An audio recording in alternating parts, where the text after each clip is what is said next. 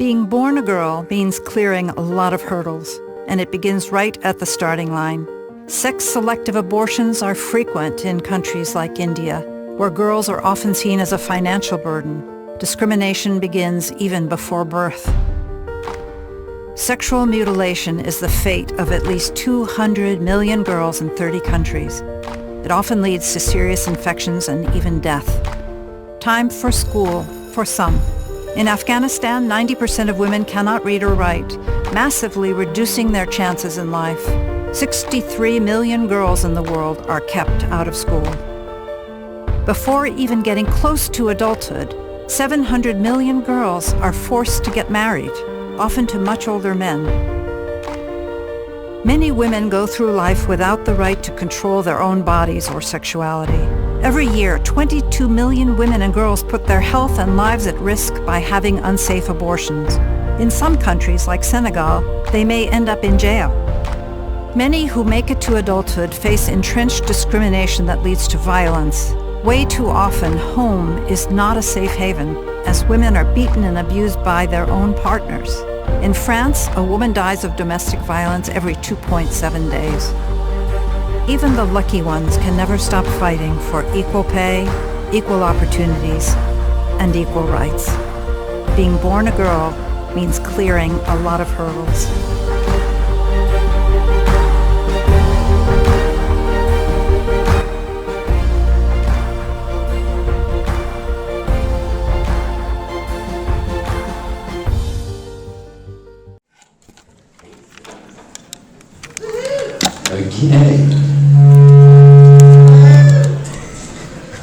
Okay, so I wasn't aware of the walkout. People talking about this earlier, it was on my agenda anyway. I know that today is International Women's Day. So let's just all do this together. What is so important that I have to tell you that we cannot walk out here?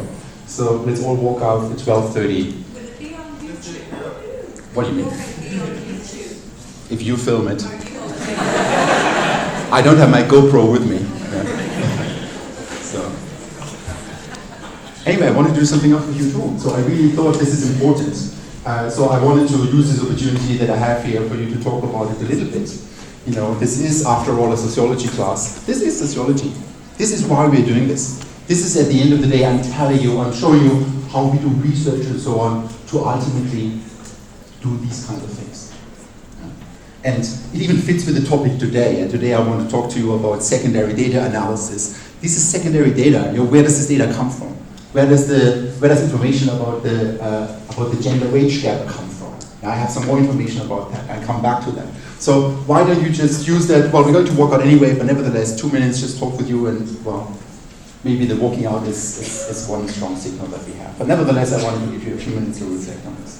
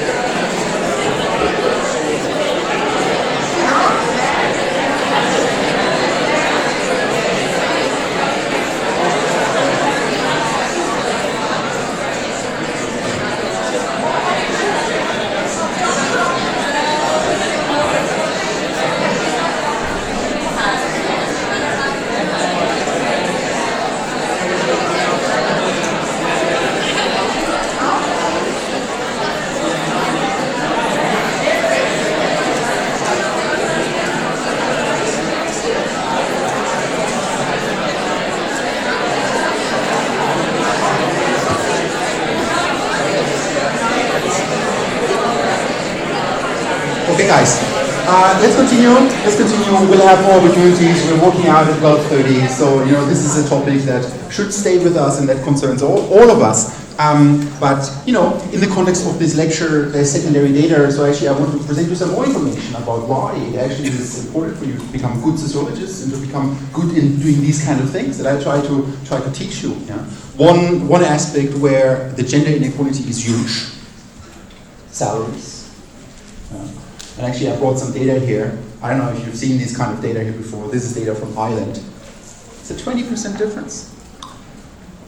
A 20% difference in earnings between men and women. And this is 2016. That's the world we're living in. Well, if you think about, I don't know, maybe where you come from, it's different. Well, actually, Dublin is actually pretty bad. Dublin is actually pretty bad. Other parts of Ireland, it looks a little bit better. One argument would be, of course, there are lots of things that you need to think about. Okay, what kinds of educations are we talking about? Are we talking about self-selection into different kinds of occupations and things like that, right? So this is sort of where you are, where you need to be a good researcher, to understand these kind of things. But what about different educational levels? Well, it's there too. Actually, let's say, the more educated people are, the more pronounced the gap is. I hate to break it to you, most of you are the Bachelor of Arts program. If you happen to be a woman, you might get 20% less salary. That's the world we're living in. Different occupations, different sectors. It's across the board. So this is one data source. I have another data source. This is actually now coming in. This is sort of links it with the lecture that I have today. This is now data from Eurostat, so from the European Statistical Office. There the numbers are slightly lower. Ireland is sort of, not as bad as some other countries in the European Union or in Europe. But there we still have, using official statistics, around 15% gender gap in salaries. Okay. Well, down here, linking this now back to the lecture, I'm trying to link that a little bit. They use some data. It's not just that they go out and collect data. The last two lectures I talked to you about doing a survey and collecting data like that, but it can be very useful to actually use data that already exists. How could you go out and collect data about the gender gap? Well, you could maybe ask a few people, but I don't know. For a whole country, for the whole European Union, it's not going to happen. So what you do, you use secondary data. Secondary data, and that's actually what I wanted to talk about today. And then I also have this part about digital traces afterwards, which is how, the online world changes our life and how that changes how we do social science research. But let's see, maybe we are just not going to talk about that because we are all going to walk out at 12:30. Okay, so secondary data. Secondary data, what is secondary data? It's basically when you use data that already exists, right? And in that context, you can get data from data archives, from official statistics. It's basically what I did here. I got data from official statistics. I looked it up earlier this morning. What is the gender gap? I actually went to the website of the Central Statistics Office in Ireland, and everybody can do that. Everybody can see the numbers. Yeah. Then there are big surveys and citing data, but probably we're not going to talk about that. Okay. So when we do social science research, people often sort of used to think that, okay, well, you do research, you collect data, and then it's mine, and you don't give it to somebody else. Right? But that's not really how this is going anymore. Yeah? And partly for many different reasons. I told you about replication studies, right? So I make data available that other people can then replicate my study. They can detect my mistakes, or they can actually check that I did my proper homework, that I did a proper analysis and so on, or they can actually take it forward. Right? So I get regularly contacted by people who ask me, just yesterday I got an email from, a student from somewhere in the UK who wants to work with some data that I published on, and wanted to get some more information about it. And so that's what we call replication packs, and these things are incredibly useful. Yeah? So maybe you don't want to confuse this with stealing stuff. Yeah? So that's sort of like a different story. You don't plagiarize stuff when you cite it properly. And nowadays, when we talk about data, it's often even a requirement to make data available.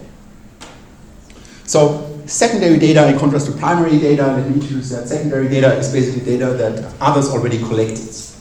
And that can be, for example, a survey. Now, somebody else did a survey, there are lots of surveys, and I think I have some examples of surveys that other people conducted, and then for their purposes, and then you can use that data to look at what you want to look at. For example, the European Union collects a lot of data about earnings, or the state of Ireland collects a lot of data on earnings and taxes. Yeah. That's sort of like the primary data, and then you're using it as secondary data for your purposes. For example, if you want to display the gender wage gap.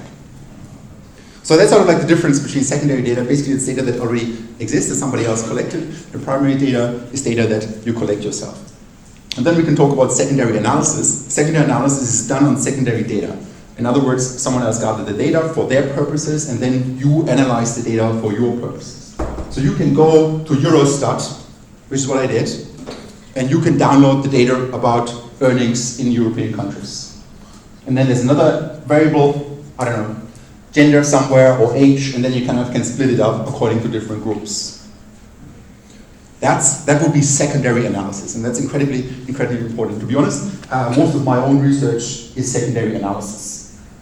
Sometimes I do collect data myself, but actually right now I have an interesting project on this with digital traces, but often I use secondary data that already exists. And it doesn't necessarily have to be limited to survey data. We talked about surveys now, but this secondary data can also be about interviews, or it can be about ethnographies. They are sort of ethnographic archives and other things. So sometimes it's a misconception, and people think secondary data is only about big survey data, but that's not true. It's basically data that has been collected for other purposes. What are some advantages of secondary analysis? Well, it saves money and time. Yeah. I don't know, just half an hour ago I could download the data about salaries in the European Union on my computer, and I did a little analysis, and I show you the graphs. Yeah. I could impossibly collect that data myself. It's just far too expensive. Yeah. It would be in the millions. Yeah. I could impossibly maybe I could do a little survey on you guys, I do these kind of things and collect data through you, but I could never collect data on everybody living in Ireland. Yeah. So secondary analysis allows you to get to large samples. The data is high quality because people collect it with knowing that it's going to be available, so the better don't screw it up, right? So often it's highly of high quality. It's well documented. When people run surveys and then they make the data of the surveys available, these questions are tested much more than you could do. They have a question, they bring people in and talk with them about how they interpret the question, try to figure out, are there question wording effects, are there question order effects, these kind of things, which takes a lot of time and energy and money to do, which often you can't do by yourself. So when you kind of use existing data already, you can build on that. Bunch of other, and cross-cultural studies. I can make comparison across different countries in the European Union. I can show you a plot about the gender wage gap in different countries in the European Union. And yeah, that's just some advantages of secondary analysis. So I'm actually a big fan of that. What are some disadvantages of it? Well, all the kind of things that we do, there are sort of advantages and disadvantages to it. Yeah? And it really depends on what you're going to do and what you're going to select as your research instrument, and what is your question and how are you going to approach this. Yeah? What is your design and so on. Yeah? But it's important to get an idea about what you can actually do. Yeah? So, what are problems with secondary analysis? Well, you're not entirely sure how they collected the data. And sometimes there's like nitty-gritty details, yeah? Like in which environment did they fill out the questionnaire? Was it at home, was it at work, or where else was it? So when you kind of collect the data yourself, you know all these things, because you're the person who collected the data. It's even more so when you have like research assistants helping you with collecting data. Right now I'm having a research assistant, and she assists me in collecting data on a project on online dating. And on that project, I have to give very clear instructions, because if I would collect the data, I would catch it even if I'm not aware. I kind of remember how the data collection process worked. But if somebody else does that, and at the end all you get is a number in a way, then you might not know anymore how the data was collected.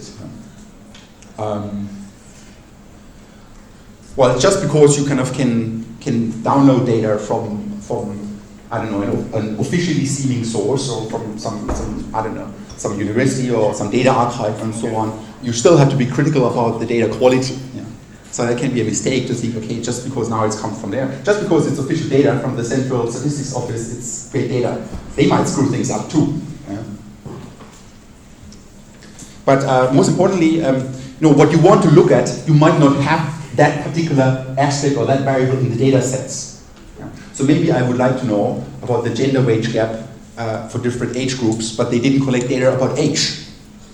Luckily they do. These are sort of like the basic statistics, but you get the point, right? So if I would get a data set about earnings and sex, but no age categories, no age variables in it, I couldn't do that analysis, that more fine-grained analysis. And maybe it is about, I don't know, different age distributions or things like that matter. So anyway, so there are kind of pros and cons for secondary analysis. When we kind of put these things next to each other, when does it make sense to have primary data? Well, when you have a specific problem at hand, you're very involved in it, but at the same time it's very costly and kind of takes a lot of time. Secondary data is basically data was collected often for another problem, and then you use that data, but you can do your analysis very quickly and easily, and the costs are low and the time is short. Basically the story here is don't reinvent the wheel. If data already exists, use the existing data. That's sort of like my first advice. So right now I have 2 master's students that I'm advising for master thesis, and the first thing is, well, with one we actually might collect data in here, so let's see about that. But for the other one, we're using an existing data set. Simply because we couldn't possibly look at it. In that project we are interested in the importance of social capital for health outcomes for people with disabilities, and we couldn't possibly collect the data ourselves.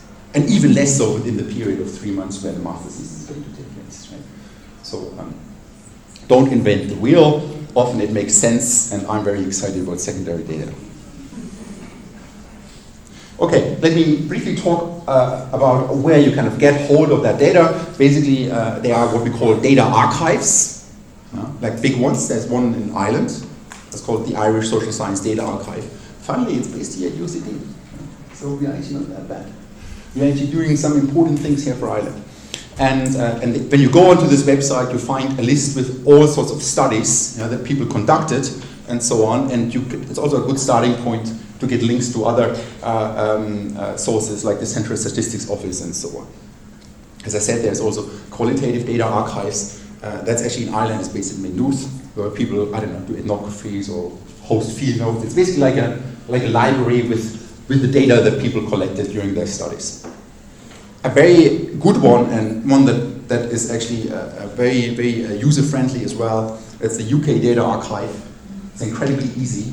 There has been a big data initiative in the UK to make data available, open for research. It's a huge push into that direction, which makes our life as researcher much, much easier. Even for you to then look up data. So even when you, I don't know, let's say you don't end up as a researcher, but you end up being a journalist, here you can go to the raw data. And that's sort of what I ask you to do. Don't just take numbers for granted, because you know actually now, I don't know, all those things that can come into play here. Go whenever you can to the raw data and have a look at that. It's also the ICPRS, that's basically the American counterpart. So if you're interested in American data, this is sort of a big archive. There's some other ones, Harvard Dataverse is a big one too, but that's basically data archives. And that's sort of the point. Let me talk about official statistics a little bit, and now I'm linking this back to how we started this, about the gender wage gap in Ireland. I presented you this little graph here. That's sort of from a report, actually from Eurostat, so the European Statistical Office. You see Ireland is sort of not the worst, but it could be much better. And now let's have a look at the source here. So they say EU SOC. And then they have even parentheses earn, which is actually the variable that they use. So actually now I can really look down and what kind of questions did they ask in the survey? What was included in that earnings? Because actually it's not that straightforward. What is earnings? What counts as earnings? Yeah? Do capital income, does that count as earnings on the top of it? Do other benefits count as earnings as well? So actually it's not that straightforward what you count actually as earnings. Yeah? But that's not why it's important to provide this source. And what do they do here? EU SILC, it basically stands for the European European Union statistics on income and living conditions. It's a big survey that runs annually. Or actually the European Statistics Office, they kind of collect that data. They actually ask all the member states to collect the data, and then they kind of give it centrally to the European Union. And this is a big survey, cross-sectional and longitudinal. So some of it is just at one moment in time, and then other people at the next time, while other people are being followed. That's longitudinal. Like you ask the same people again and again. And you see this is kind of interesting when you want to know how the gender wage gap changed over time. It's much better when you kind of take the same kind of people and look at how the difference between the same kind of people changed over time. So that's basically, from the European Union, a data source, and it's cross-sectional and longitudinal data. But that's sort of the kind of stuff that is important for us to do and to know, and you could impossibly collect the data yourself. If you go to that website, there are lots of other stuff that you can check out. But what I wanted to show you also is the Central Statistics Office. And maybe this is sort of the last thing I want to show you. This is now in Ireland, the Central Statistics Office. Yeah. And when I go on their website, there's been huge push for, making data available and so on. So that's sort of why I want to demonstrate you this. You can all do this. This is sort of like the website of the Central Statistics Office in Ireland. And they have some summary reports, but if you go to databases, you can even go to StatBank, which is sort of like their main database with all sorts of information in it. And we can go on it. And now what I want to show you, they have sort of all sorts of information about births in Ireland, about deaths in Ireland, about crime, about, population estimates and so on. But what I want to show you is, they also have some information that they collect about earnings. When I go on this, there's sort of certain tables that you can look at. Let's look at the second one, the difference between earnings by sex in the private and in the public sector per year. Yeah, and now I'm basically doing the analysis on their servers. Yeah? So you don't even download the data, but technically you're using the data that they just provide. So let me just select that. So I'm going to look at both sexes, all sectors, and I'm going to look at all years.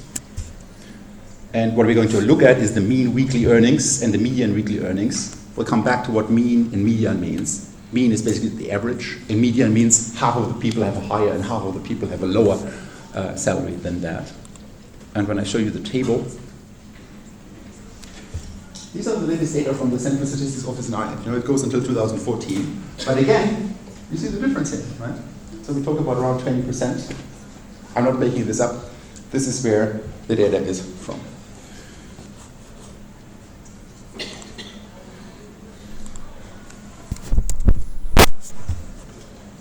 So let me do one other thing.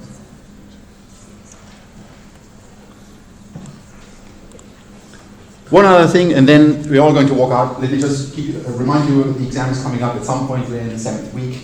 I put a test exam on Blackboard.